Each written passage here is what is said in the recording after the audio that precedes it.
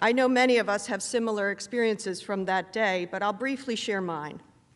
I stood with colleagues in the gallery above the House floor to observe the Arizona challenge. Moments later, police radios reported a breach of the Capitol grounds.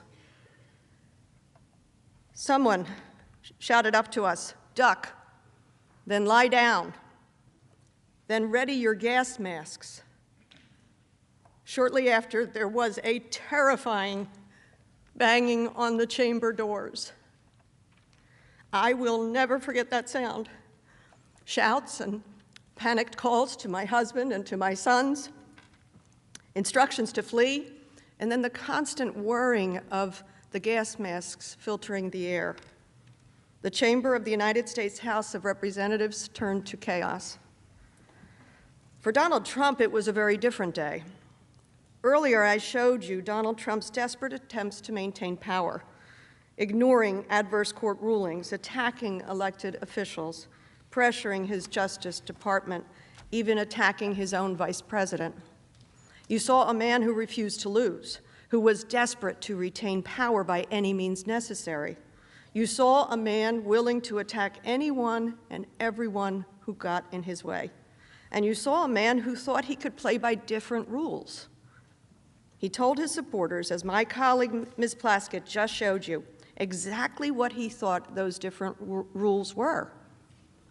Combat, fight, violence. This was not just one speech. This was weeks and weeks of deliberate effort by Donald Trump to overturn the election results so that he didn't have to give up the presidency. The speech on January 6th builds on, refers to, and amplifies that same pattern, the pattern Trump had used and broadcasted for months.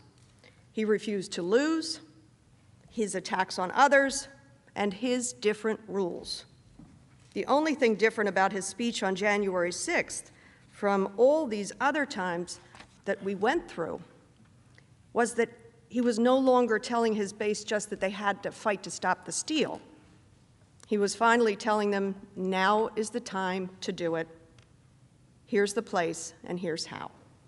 For weeks, he urged his supporters to show up at a specific time and place, and when they got there, he told them exactly what he wanted. Let's start with his desperation. You saw how much planning went into January the 6th, and when the day arrived, Donald Trump's desperation was in full force. Between the time he woke up on January the 5th and the start of the Save America March, that next day, he had tweeted 34 times. When Donald Trump wants to get his message across, he is not shy, as you all know. These tweets were relentless, and these tweets all centered on his singular focus, his drumbeat to motivate, anger, and incite his supporters, his big lie. The presidential election had been rigged, it had been stolen from him, and they had to fight to stop it. And the timing was no coincidence. He sent 34 tweets because this was his last chance to rile up his supporters before the big, historic, wild event he had planned.